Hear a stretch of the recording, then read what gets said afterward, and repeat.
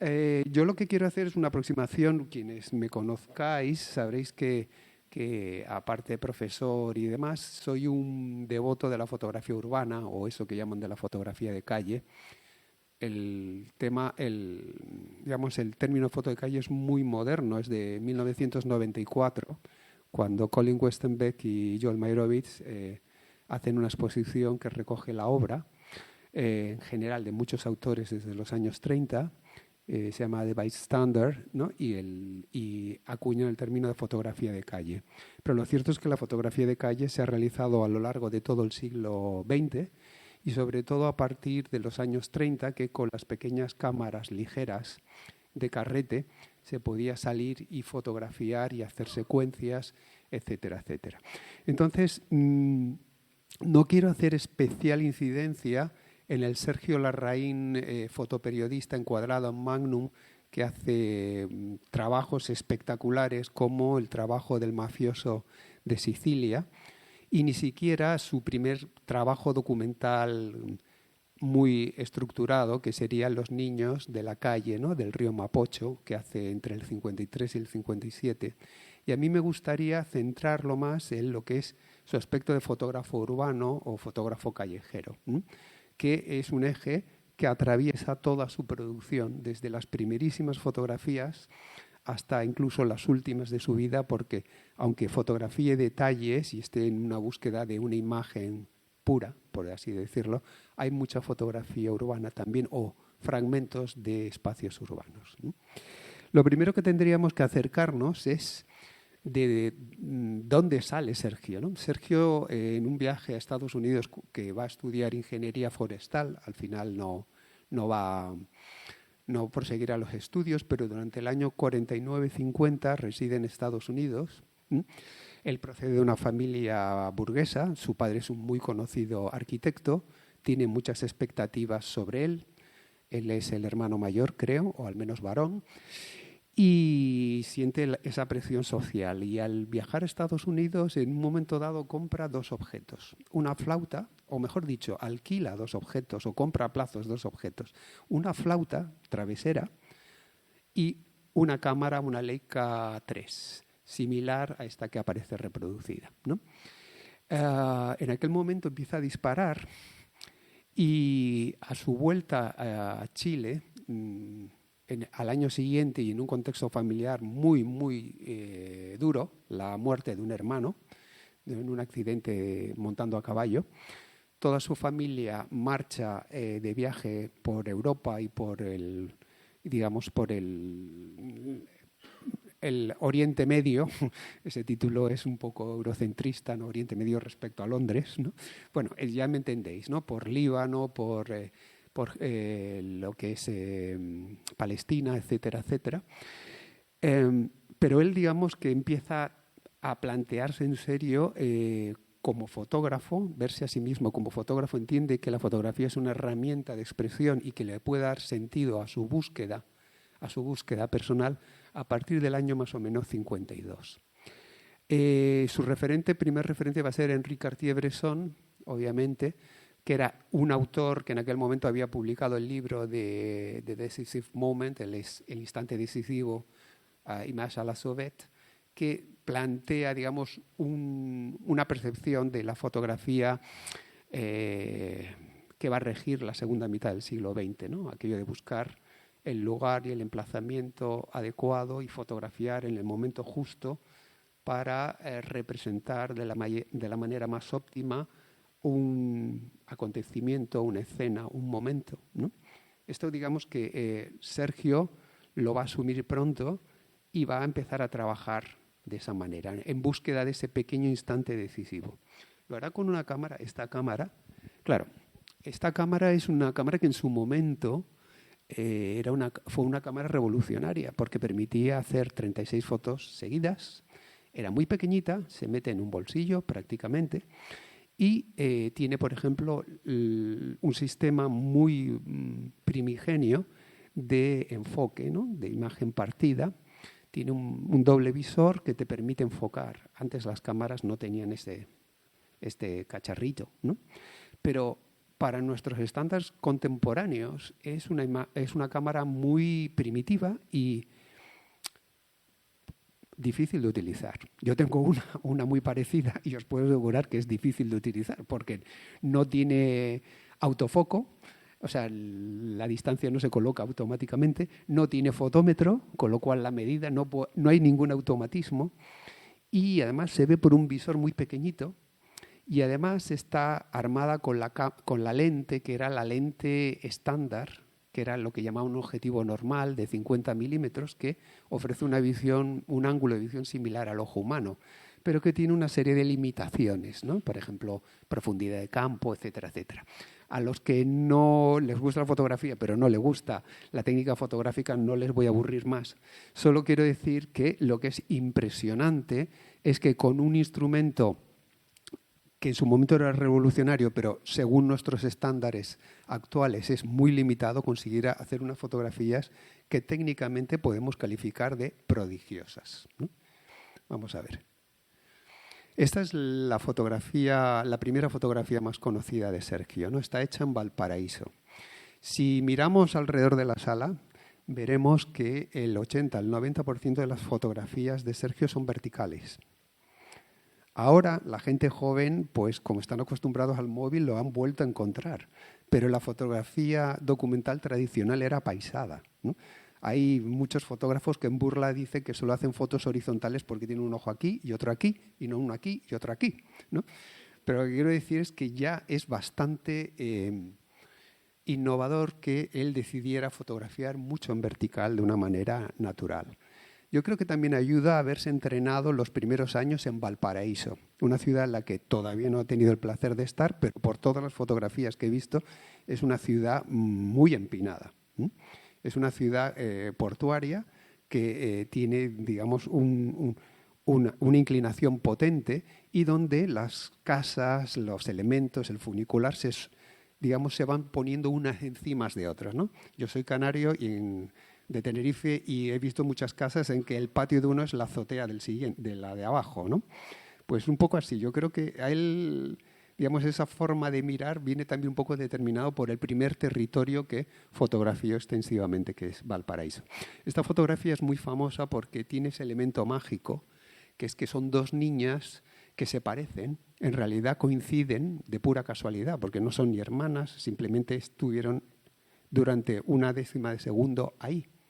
No es una foto perfecta en términos de definición, pero sí es una foto de momento. Capta ese momento y sobre todo capta esa magia. No es una foto que también esté aislada. Por ejemplo, está muy conectada con otros autores como podría ser Álvarez Bravo, el fotógrafo mexicano, o incluso su primera mujer, Lola Álvarez Bravo, que fotografían estas imágenes cotidianas que tienen un elemento un poquito surreal. Y eso es una de las cosas interesantes de Larraín. Fotografía la cotidianidad, pero todo tiene un elemento un poco mágico. Da la sensación de que es un poco onírica, ¿no? Muchas de las fotografías. Esta imagen casi parece como de un sueño, ¿no? Y a partir de ahí, en el periodo que va entre el 52 y el 58, él desarrolla su forma de ver y su forma de contar. Digamos que su periodo latinoamericano inicial es poderosísimo. Lo aplicará a la fotografía de reportaje cuando decide de una manera totalmente personal seguir a los niños que están en la calle cerca del río Mapocho y los fotografía extensivamente y da a conocer las imágenes para denunciar la situación de los niños. Por lo visto hablan de que había algo así como en Chile en aquella época 30.000 niños sin hogar que vivían en las calles. Aparte de la importancia del tema y hablar de la implicación de Sergio Larraín, una persona espiritual, una persona de un trasfondo religioso muy fuerte, de jovencito iba a misa cada día. Lo que es interesante es, aparte de lo que cuenta, es cómo lo cuenta, porque empieza a tomar las fotografías con una aproximación física muy respetuosa. Nunca se mete, nunca invade a los niños, pero los niños están muy cerca. Eso significa que los niños lo admitían y que además sabía hacer ese juego tan difícil que es la proximidad sin la intromisión. Esto es absolutamente fantástico en el caso de Sergio, ¿no?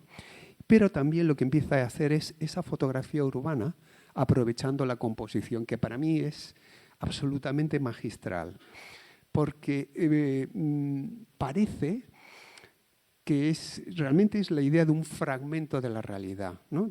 Te lo puedes imaginar mirando por el visor de su pequeña cámara y eligiendo ese trozo muy rápidamente, donde los elementos no están situados esencialmente en el centro. Eso es una tradición pictórica, ubicar al sujeto de interés en el centro. Él, mucho antes, estamos hablando que han pasado 70 años, nosotros tenemos nuestra cultura visual que ha asimilado muchísimos autores y autoras que han jugado ya a desplazar los elementos de interés dentro de la composición. Pero eso en 1954, 55 era muy, muy infrecuente. Y otra cosa que es muy importante, y es que Sergio, como todos los autores de su época, no tenían referentes visuales, fotográficos claros. Estaban las revistas de información, Life, Paris Match, ¿no? Picture Post. Habían algunos fotolibros, como por ejemplo el Images à la Surette de Cartier-Bresson, pero no había, obviamente, Internet y no había toda esa cultura del fotolibro que hemos ido acumulando a lo largo de 70 años. Cuando Sergio hace estas fotos, que son del año 54, William Klein, el autor de Nueva York, estaba aterrizando en Nueva York, o sea que no conocía las fotografías de William Klein, por así decirlo, ¿no? Y fijaros, sí, en la de la derecha el marinero, la cabeza está cerca del centro, pero el elemento de interés, que es el caballero con sombrero, está realmente desplazado. Y no es porque Sergio no se atreviera a ponerlo en el medio y que vieran que apuntaba directamente la cámara. Es que hace su construcción periférica. Yo creo que una de las claves para entender los autores y autoras de esa época es el referente cinematográfico. Ya lo expliqué en una charla aquí sobre Cata La Roca, ¿no? Que yo creo que el cine fue un gran referente. Es decir, quizás Sergio en esta foto todavía no ha visto las fotos de Robert Frank, pero sí ha visto a Orson Welles, seguro, ¿no? En El tercer hombre, en Ciudadano Kane, y también probablemente ha visto el cine soviético de los años 20, 30, ¿no? El gran cine creo que también les influye. Voy más rápido. Mirad, él no solamente trabaja en Chile, sino que marcha. Por ejemplo, estas fotos están hechas en Bolivia. La iluminación es maravillosa, ¿no? Va por delante, por ejemplo, de la izquierda, ¿no? La figura iluminada y la silueta. Esto es algo que se reutilizará hasta la extenuación, la silueta y la figura en la fotografía urbana a partir de los años 70, 80, pero él va 20 años por delante. E incluso cuando se trata de poblaciones, digamos, muy tradicionales, no hay asfalto incluso, esa tendencia que tiene él es de colocar la cámara baja. Colocar la cámara baja sin una pantalla que te diga cómo va a ser. Es decir, él bajaba la cámara hasta nivel del suelo, lo veremos en varias veces, buscaba planos picados, planos contrapicados, realmente estaba haciendo siempre un ejercicio notable de búsqueda de puntos de vista diferentes, ¿no? Vale. Estas fotografías, por ejemplo, están hechas en la isla de Chiloé, donde fue a hacer un trabajo. Mirad, en la foto de la izquierda, ese plano cenital, es maravillosa y respondería más a una concepción bauhasiana o incluso de constructivista. Podría ser más de Rodchenko, por ejemplo, que no de otros autores. Y la imagen, fijaros, la de la derecha, que tiene varios planos de profundidad muy difíciles de conseguir con un 50 milímetros, hablando pronto, claro y mal. La línea del horizonte decae claramente, pero todavía no era algo visualmente aceptable. El libro de Robert Frank, The Americans, hay 38 líneas del horizonte de 83 fotos, o sea, casi la mitad, que caen muy claramente en la línea. Y en el momento que se publicó fue un aldabonazo, fue algo muy fuerte, pero en ese momento yo creo que estas fotos están hechas antes. Bueno, fueron hechas antes de la publicación del libro.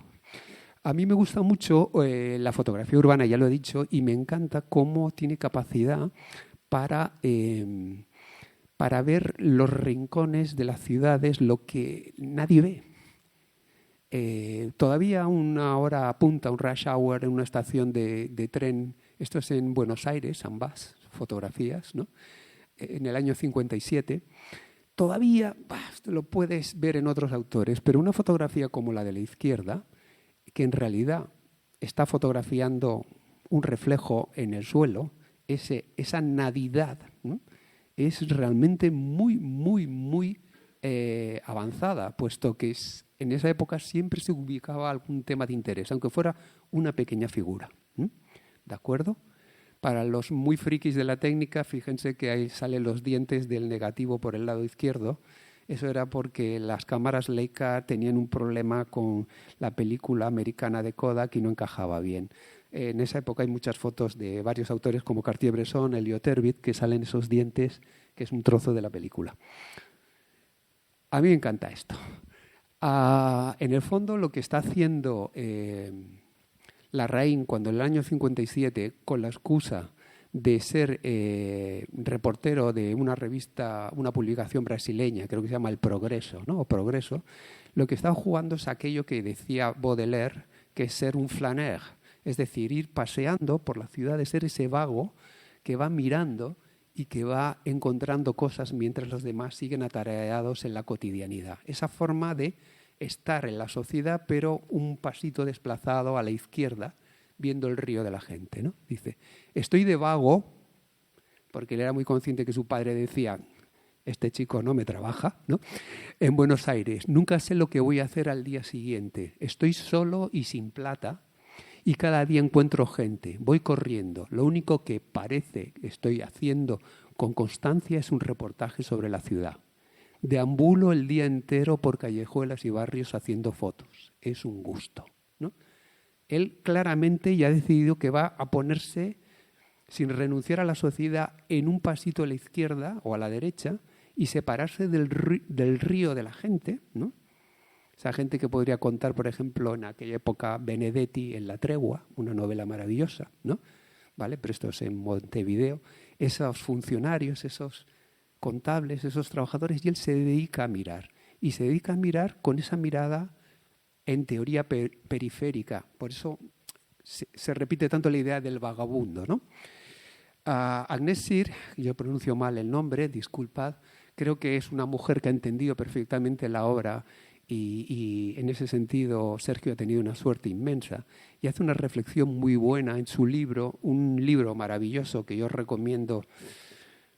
No sé, porque ya está descatalogado, yo lo tengo en casa. Yo os aconsejo vivamente que si os gusta Sergio, compréis sus libros, el Valparaíso y el Londres, ahora que se puede, ¿no? Porque de hecho yo tuve en Londres, lo regalé y estoy pensando volver a comprármelo. Bueno, sus imágenes son abiertas, sus personajes parecen salirse del encuadre, como si fueran inaprensibles y se resistieran a dejar encerrar, como el propio Larraín. La última frase es muy buena, como el propio Larraín, que no quiere entrar.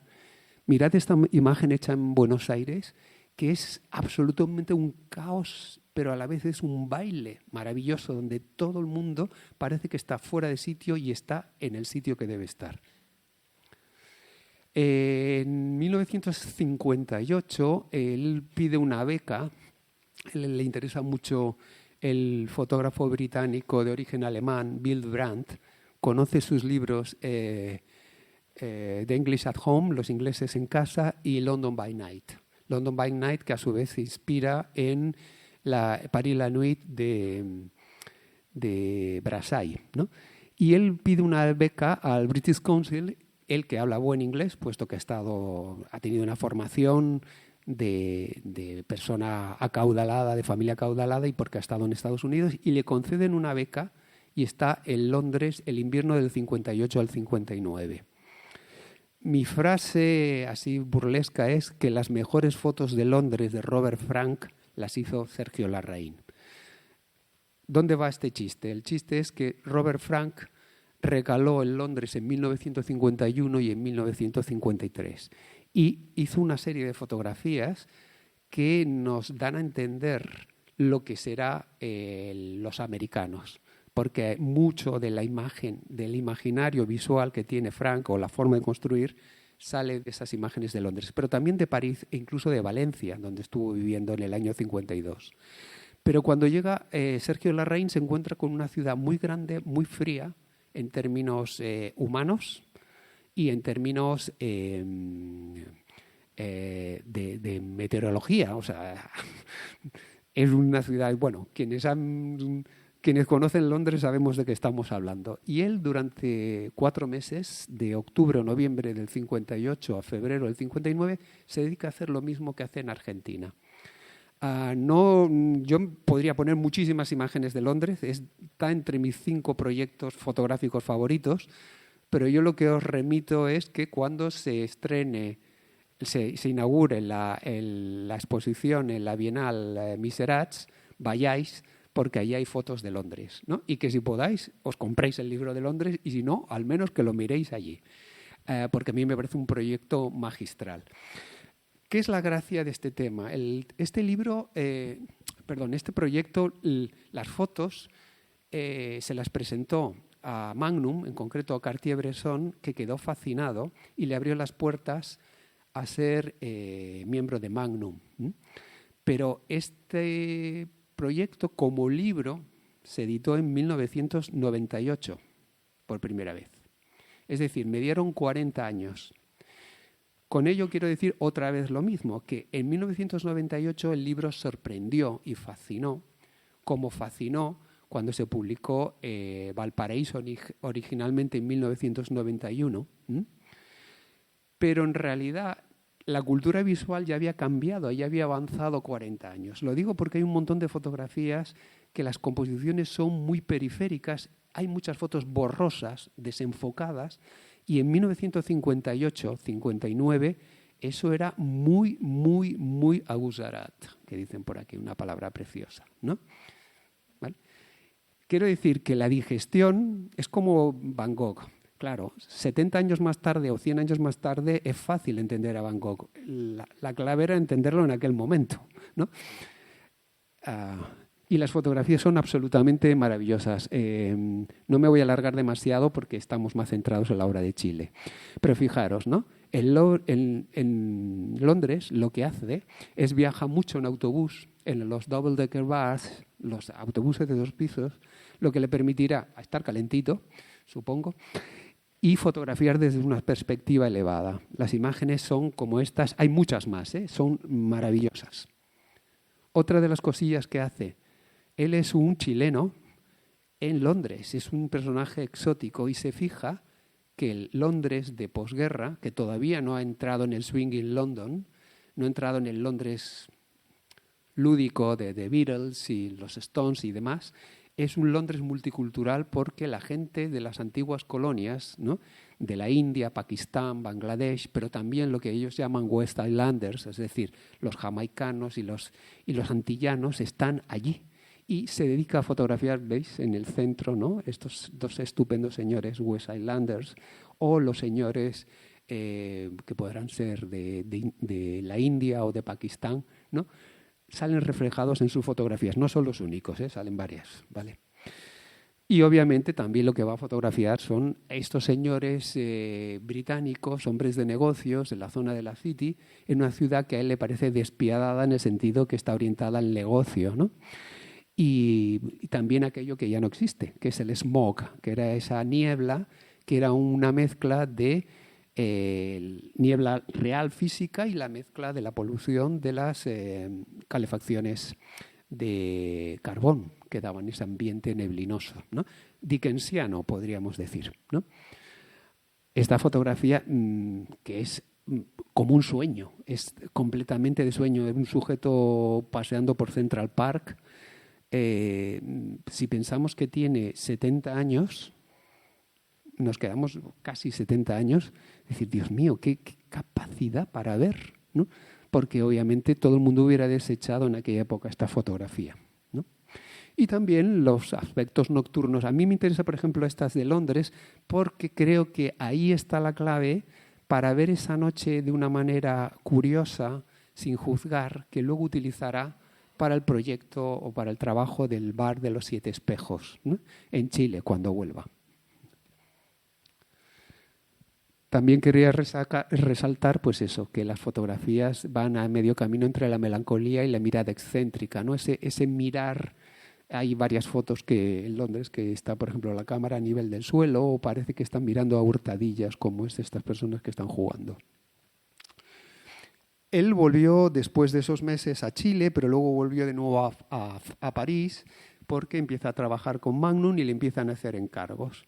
Y hace las famosas fotos del mafioso, pero también así, cubre la boda del Shah de Persia e incluso va a Argelia, en el momento en que ya están en un proceso prácticamente de guerra abierta, ¿no? Lo que es la guerra de Argelia en 1958-59, pero también le permite fotografiar en la calle de París, ¿no? A mí, por ejemplo, me conmueve la foto de la izquierda, su camisa, ¿no? Casi parece García Alix esta fotografía, ¿no? Esa de dejar esa prenda, ¿no? Como decía el guitarrista de los Clash, Mike Jones, cuando estás en ruta tu equipaje es lo único que confirma que existes, ¿no? Bueno, ahora con internet algún mensajillo, ¿vale? Y fijaros, por ejemplo, unos clochards, unos indigentes, cómo los representa otra vez con un plano súper raso, ¿no? Y esas imágenes fragmentarias, lateralizadas, que luego aplicarán sistemáticamente autores como William Klein, que en cierta forma nos recuerdan a las de Saul Leiter también, o obviamente a las de Robert Frank. Cuando está en Italia y está a la espera de poder acercarse al encargo, que es el mafioso, el señor Russo, fotografía en Roma, en Sicilia, y yo creo que ahí él vuelve a conectar, porque esa mediterraneidad se parece más a su Chile. Aquí las fotografías de Sicilia son absolutamente fantásticas porque yo creo que entiende perfectamente los códigos sociales que existen, ¿no? La vida, digamos, campesina de Sicilia igual se parece mucho a la de Chile, o al menos está más cerca, ¿no? ¿Veis? Otra vez la cámara muy baja. Fijaros en la fotografía de la derecha, qué construcción tan interesante, ¿no? Es como de una persona mirando a través. Yo imagino casi que es la mirada de una mujer mayor en su casa mirando, ¿no?, a través de la ventana al pueblo, esa imagen tan rural española, ¿no? Aquí yo veo Coldos Chamorros, veo Cristina García Roderos, ¿no?, pero muchos años antes, y veo otro autor que luego comentaremos, ¿no? De vuelta a Chile, con la excusa de un terremoto que en el año 60, él, aunque siga viajando cada vez más incómodo con Magnum, con toda la forma de funcionar como una agencia, el famoso reportaje del señor mafioso reportó mucho dinero, ese se sintió presionado, ¿no? Ese tener que hacer frente a ese querer mirar, por así decirlo, y le va llevando a irse despegando hasta que llega un momento en que ya en el año 70 ya deja de trabajar haciendo cualquier tipo de encargo. Cuando vuelve a Chile ya ha desarrollado su mirada muchísimo, ya es el autor, para mí el año 63 creo que es el año más potente de todos, y hace ese tipo de fotografías donde explica lo exterior pero se está explicando a sí mismo. A mí me parece la perfecta representación su propia mano, que proyecta una sombra sobre las famosas piedras en Cuzco, en Perú, ¿no? Digamos, es dejar su marca. Eso también se adelantan muchísimos autores y autoras que están haciendo la autorreferencia en un contexto documental, como podrá ser, por ejemplo, Joseph Kudelka, un admirador del trabajo y un defensor del trabajo de Larraín en el exilio, donde aparece en su mano, donde aparece sus pies, donde es alguien que mira al mundo, ¿no? Y él está, digamos, encontrándose a sí mismo, su mano izquierda, ¿no? En el fondo está más cerca casi de Francesca Woodman que de Eugene Smith. Y otra vez vuelve a sus temas recurrentes, esto es en Perú, fijaros cómo vuelve a colocar la cámara baja, ¿no? Y vuelve a su Chile querido y sobre todo a Valparaíso, donde terminará de hacer el cuerpo de imágenes. Ahí, como vemos, ¿no?, para atención en todo, hasta en el gato negro, ¿no? Y no le parece que haya tema suficientemente pequeño para su interés, Es decir, no hay temas chicos. Y en ese sentido sí que conecta muy bien con la fotografía urbana contemporánea, ¿no? Cualquier tema, encontrar lo mágico en lo cotidiano es la premisa más importante de las y los fotógrafos urbanos en la actualidad. Es decir, conseguir algo muy espectacular en un momento climático, es decir, un festival, un carnaval, está muy bien, pero conseguir de la cotidianidad, de un gatito negro o de una señora que vende pescado, no es menor, ni mucho menos, ¿no? A mí, por ejemplo, estas dos fotografías me fascinan, ¿no? Otra cosa, en la fotografía contemporánea se ha abusado de la figura metafórica del perruco callejero, ¿no? Está el perruco de Daido Moriyama, están los perros de Kudelka, están los perros de Cristóbal Lara, debe tener algún perro por ahí, ¿no? Están los perros de un montón de autores y autoras, ¿no? Pero ese perrito triste que va subiendo, y fijaros, ¿no? Cómo otra vez lateralizado, ¿no? Esos planos muy bajos y muy altos. Y la compaginación, puesto que en el libro de Valparaíso, la edición original y luego la edición ampliada de 2013, con fotos más recientes, ese juego, por ejemplo, de puntos de vista, de curvas, es absolutamente magistral. Ahí ya entiendo que no solamente el mérito es de Sergio, sino que probablemente sea también de Agnès y también sea de los compañeros y las compañeras de Magnum, ¿no? Fijaros, ¿no? El juego de las curvas es absolutamente, bueno, a mí me parece absolutamente prodigioso y emocionante hacer una fotografía de nada, de una acera. ¿Qué ha hecho usted? Una fotografía de una acera, y la ves y dices, qué cosa tan bonita, ¿no? Qué profundidad. Hay una imagen de Robert Frank que se ve en la mitad de una calle de Nueva York, que es del año 47, y se ve una línea la línea continua y genera vértigo, ¿no? Pavor, parece que se mueve. Y en cambio esta es como muy ondulada y te sientes como apoyado, te dan ganas de caminar. Una de las cosas que me gusta de las fotos de Sergio es que me apetece caminar por lo que muestra. No por decir, quiero estar en Valparaíso, que también. Es que me gustaría caminar dentro de una foto de Sergio Larraín.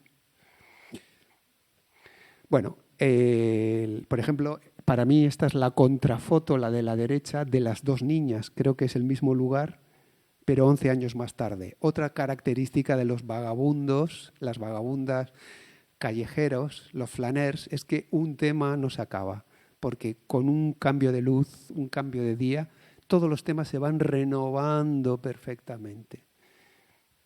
Yo, bajando de Champions League a tercera regional, diré que en 30 años, yo no soy de aquí, no me he cansado de fotografiar Barcelona y lo fotografío prácticamente cada día. Y esa capacidad de renovación yo creo que lo entiende muy bien. Maravilloso, ¿no? Estas líneas de fuga. Es que yo creo que las fotos son fenomenales para dar clases de composición, de narrativa visual, porque lo tienes de todo, ¿no? Puntos de fuga dentro, puntos de fuga externos. Son clases de fotografía todas y cada una de ellas. Y yo he de reconocer que la fotografía que más me impactó en su momento fue la de la derecha. Descubrí a Larraín, en mi caso, en el año 97, puede ser, con un libro de Magnum que se llamaba La Nuit, que era sobre fotos nocturnas, esos libros de recopilación de autores. Y cuando vi esa fotografía, me quedé totalmente tocado. Para mí, no sé, yo creo que serviría como portada de un libro, ¿no? Hasta mancha bien, arriba a la derecha, ¿no? Puedes poner el título y la obra. En mi caso personal tiene resonancias, y eso sería una cosa que tendríamos que hablar, cómo nos puede o no resonar una fotografía. Yo soy de Santa Cruz de Tenerife, una ciudad portuaria. El puerto es, o era, casi tan grande como la ciudad. Y yo cuando crecí, de pequeñito, a principios de los 70, todavía quedaban grúas, porque ahora se mueven con contenedores. Y al ver esas grúas y a ver esos barcos y a ver esa noche, yo he vuelto a En Santa Cruz de Tenerife, que también cuenta Joan Margarit, que pasó su adolescencia en Santa Cruz de Tenerife. Tuve la oportunidad de conocerla a Joan y dijimos, qué suerte que tenemos nuestra isla del tesoro, pero no hay que volver, me decía, ¿no? Pues yo creo que esa fotografía cuando la vi dije, este tío es absolutamente especial. Y efectivamente, porque tiene esa nocturnidad y esa alevosía, pero está descargada de esa percepción del peligro. Siempre se ha vendido un poco la noche como un sitio atractivo, mágico, abierto, pero también peligroso, ¿no? Esa idea es que consigue hacer magia cotidiana por la noche. Y luego ya entraría obviamente esas calles, esos puertos llevan al bar de los 7 espejos, ¿no? como una figura literaria. Y yo estoy convencido de que, aunque no lo citen, por ejemplo, Anders Petersen en su proyecto El Café Lemitz, estoy convencido que vio antes estas fotografías. Esa empatía, ese respeto que tiene. Estamos hablando de un lugar humilde donde hay trabajadores sexuales. Le preguntaban cómo metió la cámara ahí. Eso lo contaba, ya no me acuerdo, me he documentado, creo que es en el documental El Instante Eterno, que os recomiendo. Dice, no, yo lo que hacía era, iba un día con la cámara en una bolsa de papel y la dejaba encima de la mesa. Y volvía días más tarde y sacaba, si veía que no pasaba nada, sacaba la cámara y la dejaba sobre la mesa.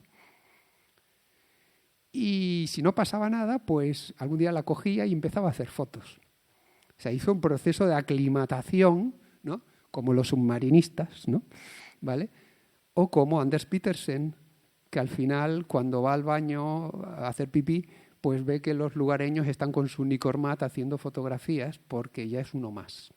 En ese sentido, también en esta sociedad de lo instantáneo, como digo yo, ya no en Nespresso, sino en Nescafé, de que he hecho el café y ya está hecho el café, en esa sociedad de las prisas me parece maravilloso que una persona dedique un montón de tiempo antes de sacar la cámara.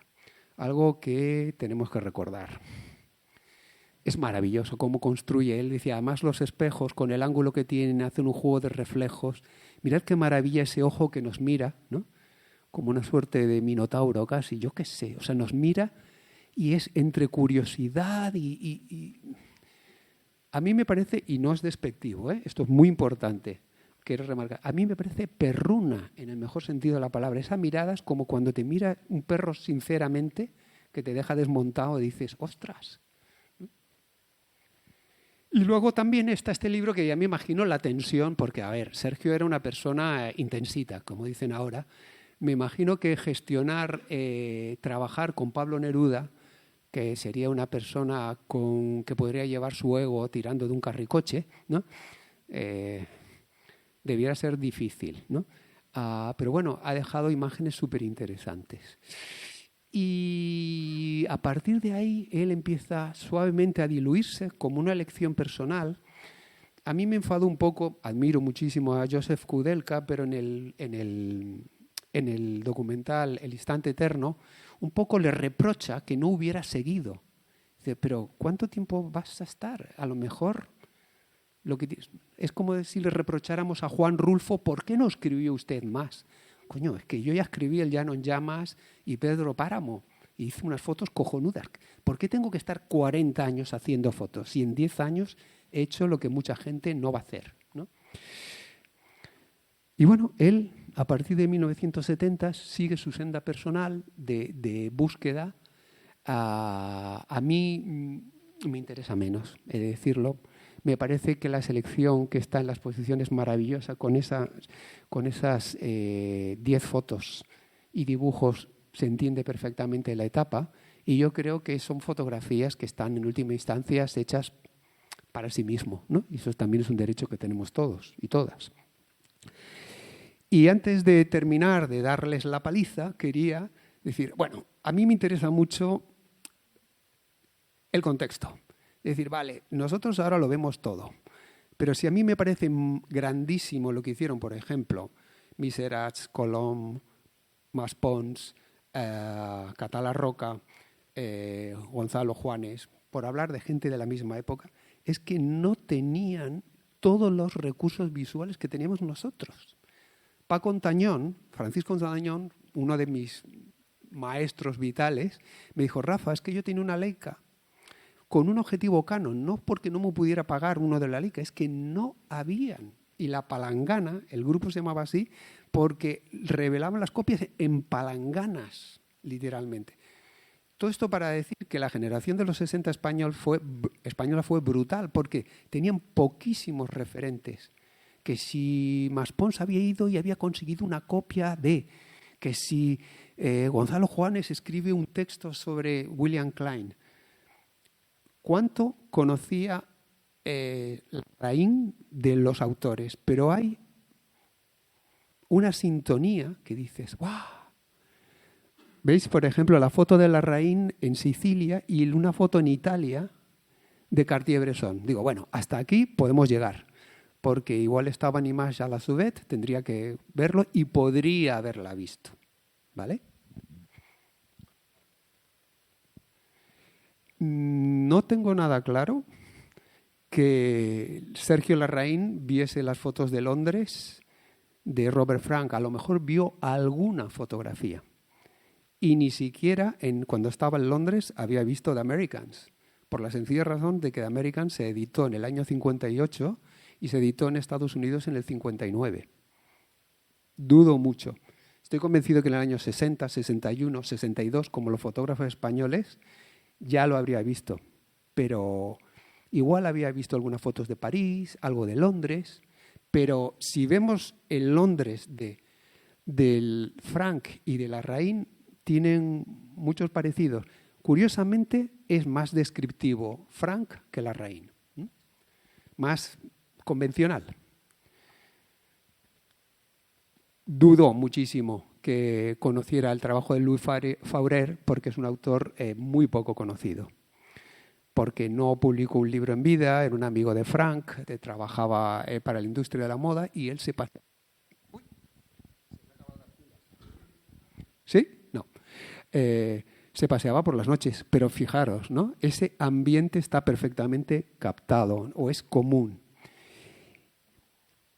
Luis Stettner, que hace no poco tuvimos una exposición maravillosa en Mafre, ¿de acuerdo? Mirad las fotografías de la estación, creo que es la Central de Nueva York, y las de Victoria Station de Sergio Larraín, y se parecen muchísimo. Pero no sé cuál fue primera. Yo diría que primero fueron las de Larraín, pero no estoy del todo convencido. O incluso, al hablar un autor, Dave Heath, a mí me gusta muchísimo, es muy poco conocido, por desgracia. En los años primerísimos 60 fotografía a la gente en las calles de Chicago y de Nueva York. Hace un libro que se llama Conversations with Solitude, Conversaciones con la soledad, y habla de estar solo en la gran ciudad.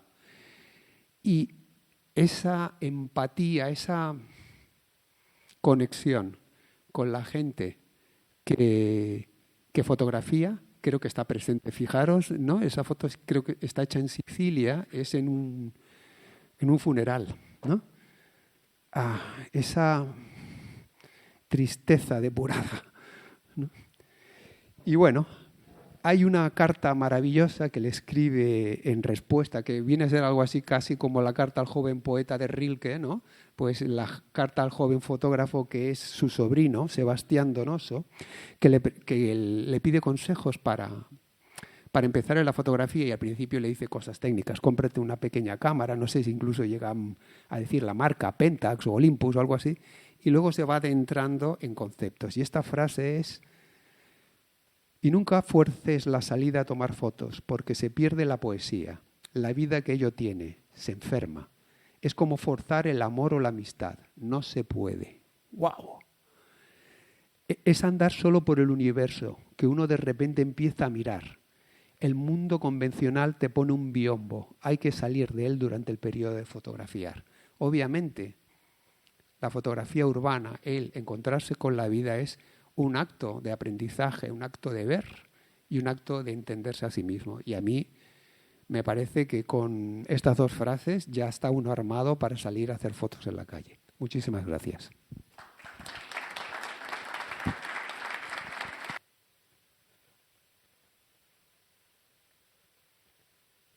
Me suelo enrollar más de lo que toca, pero en teoría queda un cuartito de hora para preguntas, comentarios, para decir, no, no, estás totalmente equivocado. O sea que ahora es el momento.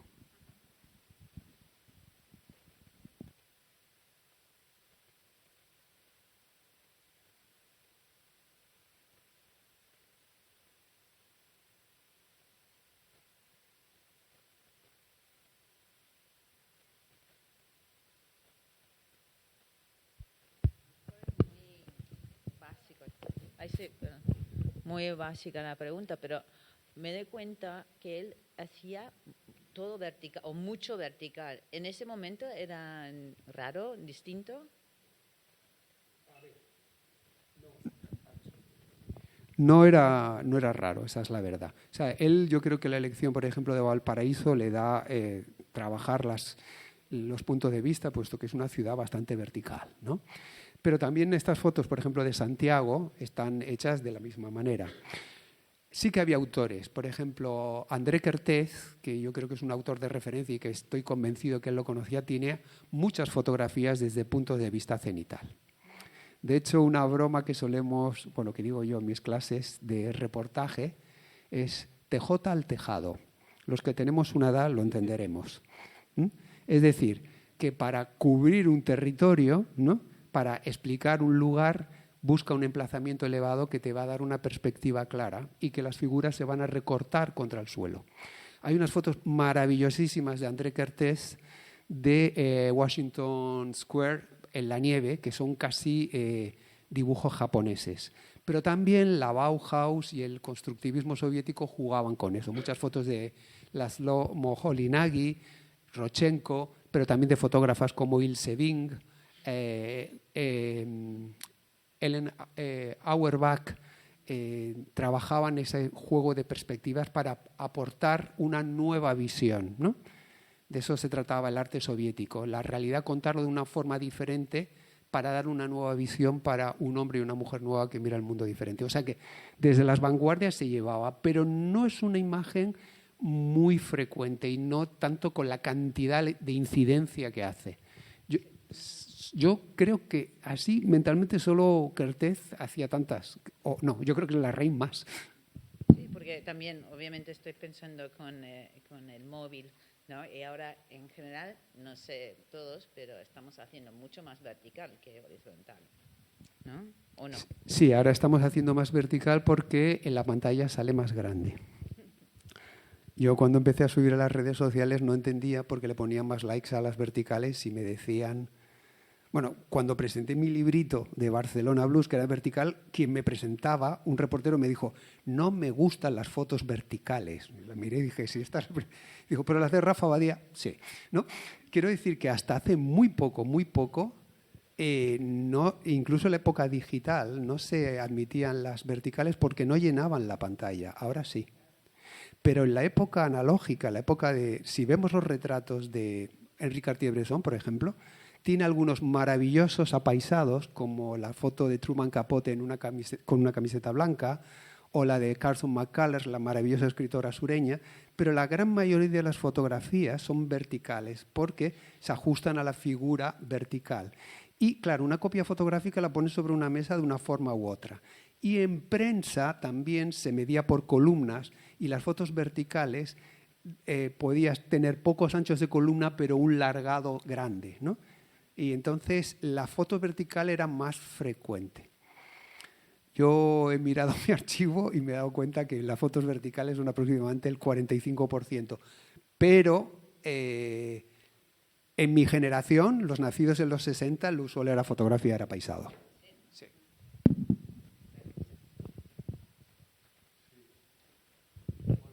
Hola. Gracias por la presentación. Gracias por la explicación, que además lo haces con mucho entusiasmo, muy implicado, entonces esto llega muy bien. Lo que quería preguntarte era si la Reina había hecho trabajos de pose o de estudio con composición, algún tipo de cosa de estas. ¿Sí? No, en absoluto. No tengo yo constancia de que haya hecho secciones. De hecho, sí que tuvo un training que fue cuando muere el hermano, creo que se llamaba Santiago, pero no estoy seguro, Y el padre, para intentar salvar el escollo, se lleva a toda la familia a viajar meses por Europa, como un viaje antiguo. Y ahí van haciendo fotografías, ¿no? Y él va avanzando, pero incluso esas fotografías que podrían ser más formales de la familia posando, las que trascienden son figuras muy simbólicas, ¿no? El padre muy pequeñito, la madre delante de la Sagrada Familia mínima. Eso lo explican en el documental de La mirada eterna, ¿no? Cómo sus hermanas y sus sobrinas explican el trauma familiar y lo expresan a través de las fotografías. Incluso esas fotos más formales, de familia, de grupo, hay muy poco. No hay ninguna fotografía incluso de los niños de la calle que estén posando. Y la situación viene dada. O sea, grandes autoras como Mary Ellen Mark, por ejemplo, fotografiaba en continuo, por así decirlo, pero aprovechaba para hacer el retrato, ¿no? Por hablar, por ejemplo, de Mary Ellen Mark hay una foto que es Rat y Mike, dos niños que uno está enseñando una pistola. Eso está pillado en el momento, pero luego aprovecha y fotografía, hace retratos. Y es no solamente es lícito, sino es usual, porque va a permitir, digamos, desarrollar los perfiles. Pero yo no tengo constancia de que Sergio tuviera retratos posados. No me quedan fotografías, o al menos no han trascendido. Y gracias por decir que le he hecho entusiasmo. He de reconocer que hay cosas que se me han ocurrido ahora, como que yo quiero caminar por una foto de Larraín. Lo he realizado ahora y digo, joder, qué bien he encontrado aquello que me daba vueltas.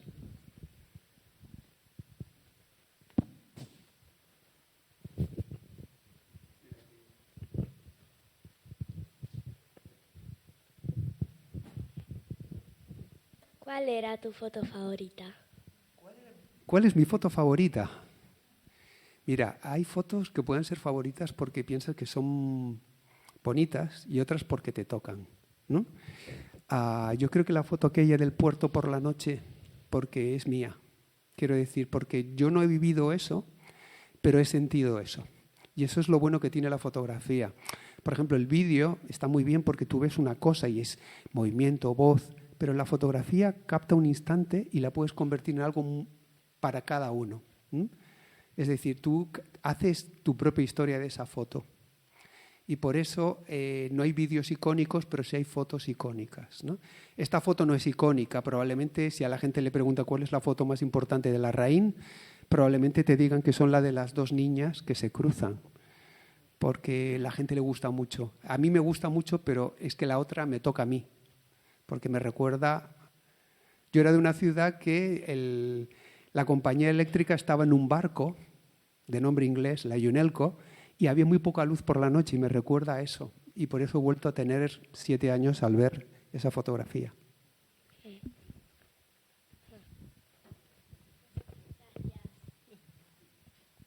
A ti. Bueno, como veis he personalizado mucho, pero es que yo creo que lo bueno que tiene Sergio es que te lo puedes hacer propio.